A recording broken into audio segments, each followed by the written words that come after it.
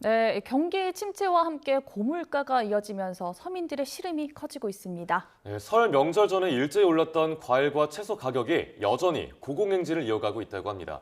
생활경제 소식 허준영 서강대 경제학부 교수 모시고 알아보겠습니다. 어서 오세요. 네, 안녕하세요. 저희 조금 전에도 얘기했는데 요즘 장바구니 물가가 정말 심상치 않은 상황입니다. 네. 하나를 집으면 바로 내려놓게 돼요. 네, 맞습니다. 네, 어떻게 이렇게 됐을까요? 아무래도 저희가 이제 전체 물가 지수가 그러니까 본격적으로 저희가 농산물 가격이 굉장히 최근 들어서 문제가 되고 있는데 네. 그 농산물 가격이 본격적으로 오른 게 작년 한 7월부터입니다. 그래서 작년 6월 대비 6월을 한 100으로 봤을 때 전체 물가 지수는 어느 정도 올랐냐? 한 1.8% 정도 올랐습니다. 네. 그런데 농산물을 볼 때는 한 20% 정도 올랐고요. 네. 과실만 한정했을 때는 23.4% 올랐습니다. 그러니까 사과 가격 같은 경우는 95%. 네, 사과 네. 같은 경우는 거의 2배 정도가 되었고요. 그래서 사실은 보면 아무래도 이 느껴지시는 것은 저희가 이제 자주 구매 안 하는 물품보다는 자주 구매하는 물품, 주로 장바구니에서 느껴지시는 게 굉장히 많으실 텐데요. 장바구니 중에서도 사실 수산물이나 축산물 가격은 많이 안 올랐습니다. 근데 많이 오른 부분은 결국 이제 농산물 가격인데요. 네. 왜 이렇게 많이 올랐냐? 특히 사과랑 배 같은 경우가 요즘 굉장히 심상치 않은데 요 이유는 사실 사과 같은 경우는 작년 한 7월, 8월부터 올랐을 때 왜 올랐냐 보면 여름에 비가 많이 왔습니다. 그래서 비가 많이 온 것 때문에 낙과 같은 것이 많이 생겨서 생산량이 전반적으로 떨어졌고요. 네. 거기다가 지금 원래 설 때 원래 작년에는 한 300억 원 정도 정부가 이제 할인 행사 같은 보조를 지급했습니다. 근데 올해는 한 890억 원으로 양이 훨씬 많았거든요. 네. 요것이 설 지나고 이제 사라지는 부분이 있어서 네. 그런 할인 행사 같은 것이 사라지는 부분이 결국은 가격이 좀 밀어 올려진 것으로 보이는 부분도 함께 있는 것 같아요. 그런 측면에서 지금 사과나 배, 감 이런 저희가 자주 사 먹는 비타민 C 공급원들이 굉장히 네. 가격이 많이 오른 상황입니다. 아니 채소도 보면 제가 들어오기 전에 장바구니를 한번 살펴봤어요. 애호박 같은 경우가 한 개 3,500원이고 오이도 한 개 2,000원 정도고 양배추도 한 통에 5,000원 정도 되게 비싸더라고요. 채소값이 오른 거는 왜 그런 건가요? 이것도 아마 이제 작황이랑 좀 관련이 있을 것 같고요. 네. 그리고 조금 작년에 사실 7월에 저희가 비도 많이 왔지만 이상저온 같은 게 좀 있어갖고 전반적으로 작황에 좀 영향을 미친 부분이 있다고 생각이 되고요.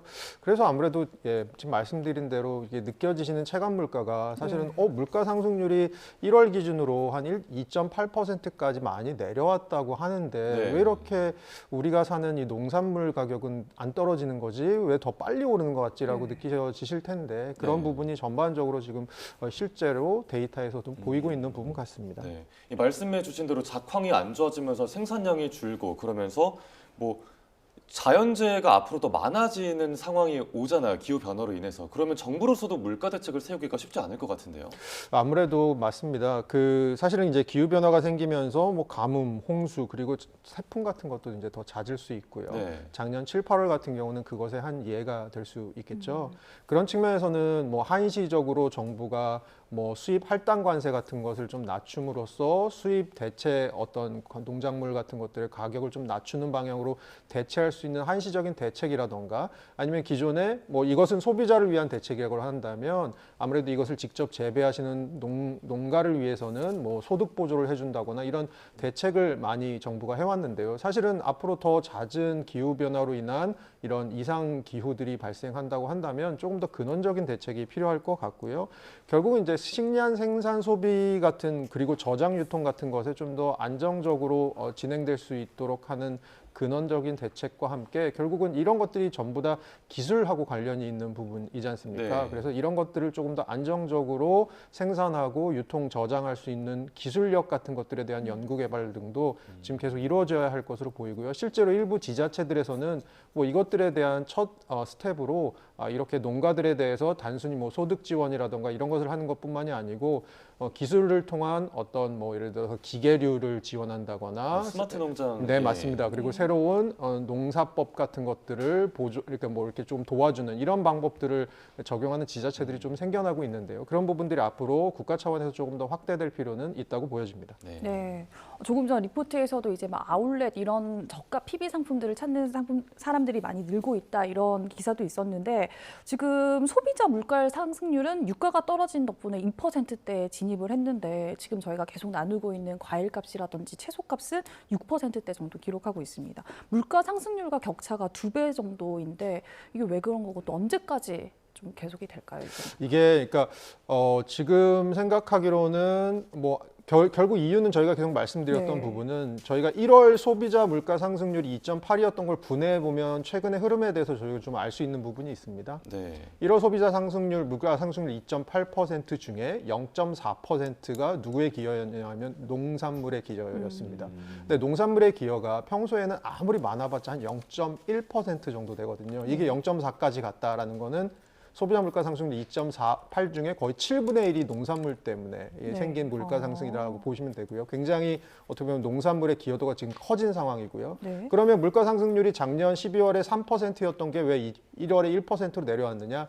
한 두 가지 정도 효과가 있을 것 같습니다. 첫 번째로는 유가가 1월에 그 작년 12월, 1월 굉장히 낮았던 부분, 네. 물론 1월 말부터 다시 유가가 조금 상승하긴 했는데요. 1월 내내 좀 유가가 낮았던 부분이 있었던 게 첫 번째고, 그리고 1년 전으로 돌아가 봐야 될 것 같습니다. 2023년 1월이 물가 상승률이 5%였고요. 네. 2월부터 4.7, 4.2 이렇게 낮아지고 있었거든요. 그러니까 네. 2023년 1월이 물가 상승률이 좀 높은 달이었어서 기저효과 때문에 2024년 1월이 조금 더 낮게 잡힐 수 있었다라는 부분도 있는 것 같습니다. 그런 네. 크게 보면 그러니까 유가 부분이랑 기저효과 부분이 작용을 해서 1월 달에 물가 상승률 저희가 이제 2%대로 내려온 것을 볼 수 있었는데요. 결국은 이런 부분들과 함께 저희가 좀 저희가 실제로 느껴지는 물가가 이격이 생기는 거는 어쨌든 간에 농산물 가격, 저희가 좀 더 자주 구매하는 상품 가격, 뭐 이런 것들이 올라가는 속도가 굉장히 빠른 것이 하나이고요. 그리고 사실은 저희가 2022년 이후로 누적되어 온 사실 물가 상승률이 2.8%로 낮아졌다라는 거지 그것은 여전히 물가는 상승하고 있다라는 얘기거든요. 네. 그래서 그동안 물가 상승이 누적되어 온 부분이 결국은 이제 소비자들의 이제 지갑을 좀 조여오는 것 같습니다. 또 흥미로웠던 데이터 중에 하나가 소매 판매액 지수, 네, 그게 2년째 마이너스를 기록을 했더라고요. 특히 사람들이 뭐 식음료는 당연히 지출해야 되는 부분인데 식음료랑 또 의료비 지출도 줄어들었다고 하고 이게 결국은 뭐 다시 말하면 생활이 좀 팍팍해진다는 건데 결국은 장바구니 물가가 영향을 미치는 걸까요? 네, 아무래도 물가가 비싸진 저희가 이제 고물가 현상이 하나가 있는 것 같고요. 네. 그리고 또 하나는 이제 아무래도 고금리이다 보니까 저희 이제 가계부채 같은 경우가 굉장히 높은 나라에 속하지 않습니까? 예. 아무래도 이제 부채 상환 부담 같은 것이 늘어나는 것도 간접적으로 소비를 조금 옥죄는 그런 현상이 그런 현상을 발생시키는 것 같고요. 제 생각에는 뭐 이런 것들 그리고 거기다가 이제 물가가 계속해서 상승해 온 것이 누적돼 온 것 이런 것들이 결국 이제 소비를 조금 짓누르는 것 같습니다. 그래서 올해 사실은 이제 우리나라에서 생각하는 올해 경제 성장률 전망치가 한 2.1% 뭐 정도 됩니다. IMF나 OECD 같은 경우는 2.1, 한국은행도 2.1 정도로 보고 있는데요. 네. 그런데 올해 경제 성장률 2.1, 작년에 1.4에 비해서 굉장히 높아지는 거라고 볼 수는 있는데 이것이 조금 분야별로 다릅니다.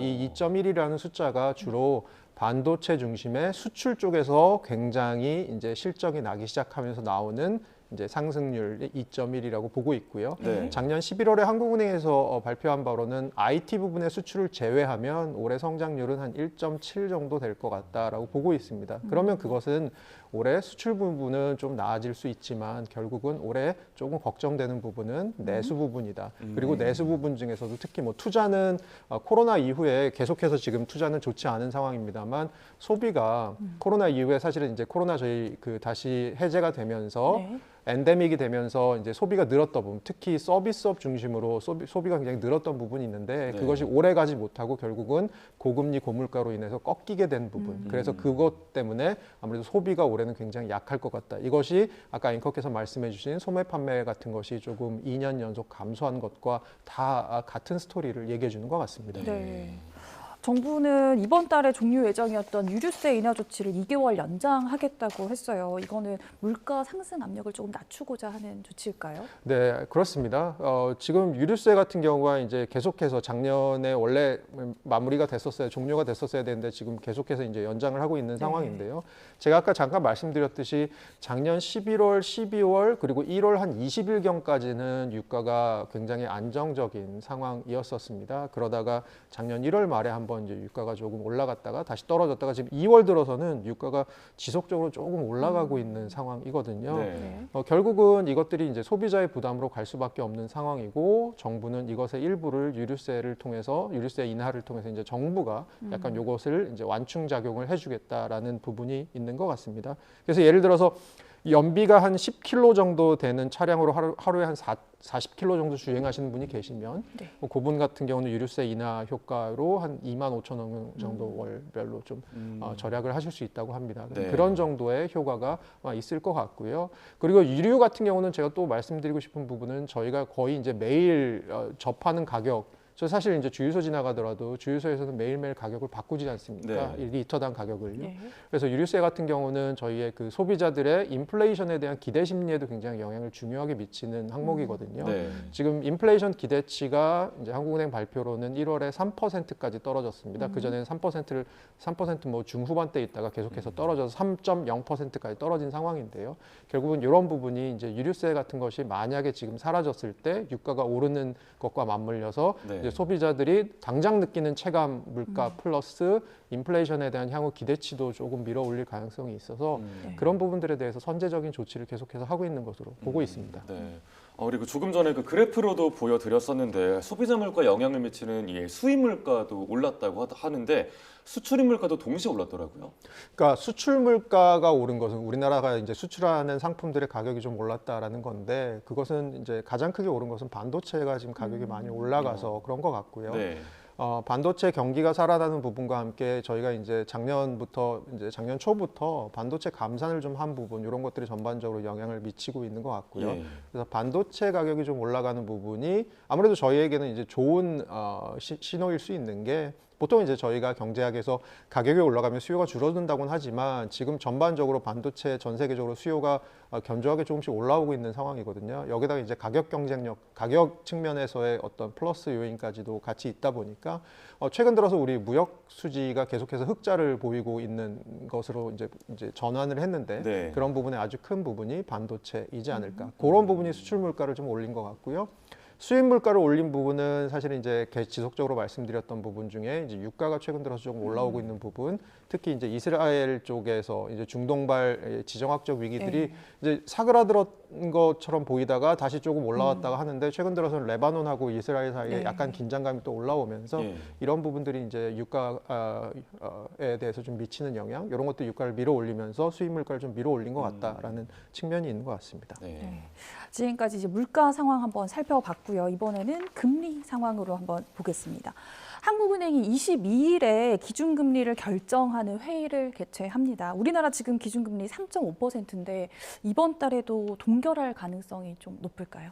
네, 제 생각에는 뭐 동결일 것 같고요. 동결 이외에 다른 선택을 하기에는 지금 상황이 양방향으로 지금 벌어지고 있는 것이 계속해서 있어서 예를 네. 들어서 부동산 PF발 뭐 지금 아무래도 좀 긴장들이 있는데 이런 것들은 기준금리를 좀 낮춰야 되는 이유로 작용하겠지만 반대로 저희가 미국과의 기준금리 역전폭이 지금 2% 나 있는 네, 상황에서 지금 보고 있는. 물가는 여전히 2.8%라고 하면 한국은행이 생각하는 물가 목표가 2%인데 아직은 네. 2%대 후반까지 내려온 상황이고 사실 향후에 물가가 이제 지금 유가의 흐름 등이 시차를 두고 영향을 미치면 좀 다시 밀어 올려질 가능성도 좀 있거든요. 네. 그런 측면에서는 사실 지금 기준금리를 뭐 또 내리기도 그렇게 쉽지 않은 상황이고 결국은 내려야 될 이유와 올려야 될 이유들이 지금 공존하는 상황에서 그리고 미국에서 사실은 또 하나 저희가 좀 봐야 될 것이 연준에서 지금 최근 들어서 나오는 물가 지수들이 심상치 않지 않습니까? 네. 다시 물가가 조금 떨어진 속도가 줄어들거나 혹은 물가에 대해서 연준의 고민이 좀 더 깊어지는 게 아니냐,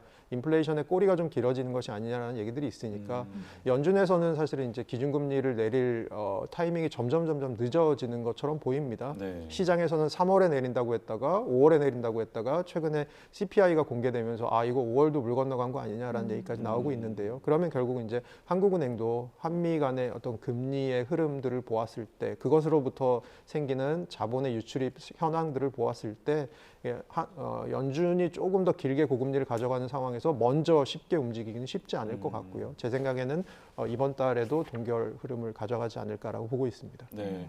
결국 이제 미 연준이 어떻게 움직이느냐에 따라서 우리나라 금리 인하도 결정이 될 것 같은데 교수님은 언제쯤으로 그럼 그 시기를 전망하십니까? 저는 뭐 지금 생각하기에는 뭐 여러 가지 이유가 있지만 지금 물가도 심상치 뭐 2.8%가 심상치 않다고 말씀드리는 건 좀 맞지 않고요. 물가도 여전히 조금 저희가 좀 주시해야 될 상황이고 네. 연준의 움직임이 약간 늦어지는 상황, 기준금리 인하가 좀 늦어지는 상황이라면 결국은 제 생각에는 연준이 한 뭐 6월쯤 내리는 게 가장 빠른 시나리오라고 저는 생각하거든요. 예. 그러면 한국은행은 그것을 확인하고 한 7월쯤 움직이지 않을까. 그래서 7월, 그래서 3분기 초반대가 되지 않을까. 그게 가장 빠른 타이밍이라고 저는 보고 있습니다. 네. 7월이 네. 가장 빠른 타이밍일 거다. 자, 이런 가운데 한국은행이 20일 그러니까 모레 지난해 4분기 가계빚 현황을 공개할 예정입니다. 지난해 3분기에는 금리가 높았는데 또 부동산 경기가 회복되면서 주택담보대출이 오히려 늘어났었는데 4분기에는 어떻게 될 걸로 보세요? 우리나라에서 사실은 이제 가계 신용 혹은 가계 대출을 볼 때 사실 굉장히 큰 부분이 결국 주택담보대출 지금 앵커께서 말씀해 주신 대로 그런데요. 네. 지금 작년 4분기까지 한국은행에서 발표한 자료를 보면 주택담보대출은 지속적으로 증가해 왔습니다. 올 1월까지도 계속해서 증가해 온 상황인데요. 네. 그것들을 미루어 봤을 때는 뭐 4분기에도 가계부채 혹은 가계신용이라고 부르는 부분은 계속해서 증가하지 않았을까라고 보고 있습니다. 네. 그리고 좀 서민들한테는 숨통이 트일 만한 소식 중에 하나가 이 주담대랑 신용대출 금리는 조금 낮아지고 있다고 하죠. 네. 그리고 3%대 뭐 변동금리 중에도 있다고 하는데 그러면 어쨌든 이자 부담을 한시름 놓게 된 상황인 거 맞는 건가요? 네, 그렇게 볼 수 있을 것 같습니다. 어쨌든 간에 이제 주담대나 여러 가지 신용대출, 은행 대출 금리에 영향을 주는 기준금리, 그러니까 그 벤치마크 금리라고 하는 게 이제 코픽스 금리라고 하는 건데 네. 이 코픽스 금리가 작년 11월, 12월 이제 1월까지 지속적으로 이제 낮아지는 현상을 보이고 있고 이것이 이제 3%, 3.6%까지 지금 낮아진 상황입니다. 그래서 어쨌든 간에 조금 이자 부담이 경감될 수 있는 부분은 있을 것 같고요. 저희가 이제 코로나 기간에 이제 고금리로 갈 때 사실 이자 부담이 우리나라에서는 거의 모든 소득 계층에 다 영향을 미친 네. 것으로 네. 이제 연구 결과들이 나오고 있는데요. 이런 부분들 특히 이제 아무래도 소득이 조금 약한 분들에 대해서는 사실 이자 부담이 조금 더 실질적으로 컸을 수 있을 것 같습니다. 네, 그런 측면에서는 최근 들어서는 이 코픽스 금리가 내려가고 있는 부분이 아무래도 은행들의 대출 금리를 좀 밀어내리고 있는 부분 이런 것들은 조금 환영할 만한 일일 것 같은데요. 하나 또 마지막으로 말씀을 좀 드리고 싶은 부분은 아까 저희가 이제 미국 연준 얘기를 잠깐 했습니다만 네. 어쨌든 간에 미국 국채 금리가 최근 들어서 다시 조금 상승세를 올라가고 있는 상황이고요. 네. 미국 국채 금리가 아무래도 우리나라 국채 금리나 또 그것에 영향을 받는 은행채 금리에 영향을 줄 수밖에 없는 시차를 두고 영향을 줄 수밖에 없는 상황이어서 향후에 이렇게 어떻게 보면 우리나라 그 대출 금리가 계속해서 내려갈 수 있을지에 대해서는 조금 더 경계감을 갖고 지켜볼 필요는 저는 있다고 생각합니다. 예. 네. 이번엔 정부가 내놓은 특례 보금자리론 얘기 한번 해볼게요. 지금 요즘 인기가 조금 시들해지고 있다고 하는데 시장 금리가 더 저렴해지면서 대출 갈아타기가 유행하고 있다고 하죠. 네, 특례보금자리론 정책 상품이 한 4%대 초반까지 지금 나오고 있는데요. 네. 지금 네. 저희가 말씀 나눴듯이 은행에서 나가는 대출들이 지금 3%대 대출들까지 나오게 되면서 아무래도 이제 갈아타기가 조금 활발하게 일어나는 것 같고요. 예를 들어서 지난 12월 같은 경우는 이렇게 해서 갈아탄 금액이 한 947억 정도 된다고 네. 합니다. 적지 않은 금액이라고 생각하고요. 네. 그래서 뭐 정책 상품 같은 경우는 작년에 사실 금리가 한참 높았을 때 뭐 여러 가지 이슈는 있었습니다만 이것이 가계부채를 중장기적으로 줄이려고 하는 정부의 정책과 엇박자가 아니냐 뭐 여러 가지 네. 이슈는 있었습니다만 어쨌든 간에 이제 가계들의 금리 부담을 좀 줄여준 부분이 분명히 있을 거라고 생각은 하는데요. 네. 그런 부분들에 대해서 이제 금리가 전반적으로 내려오고 있는 상황에서 이제 오히려 금리 역전, 특례 보금자리론 그러게요. 같은 정책 금리보다 오히려 시중 금리가 은행 대출 금리가 낮아지는 상황. 여기서 예. 갈아타기가 지금 굉장히 활발하게 일어나는 것 같습니다. 네. 근데 금리가 낮아지면 이제 보통 뭐 국내 경기의 뇌관이라고 불리는 가계대출이 증가할 거란 우려도 많이 나오잖아요. 이 부분은 어떻게 보십니까? 그러니까 우리나라 가계대출은 아까 잠깐 말씀 나눴듯이 사실은 이제 주담대가 굉장히 큰 부분이고요. 네. 주담대는 또 어디에 걸려 있느냐 하면 결국 이제 주택 경기 혹은 주택 가격에 달려 있는 것 같습니다. 그런데 저희가 올해 지금 부동산 시장 여러 가지로 봤을 때 거래가 굉장히 잠기고 있는 상황이고요.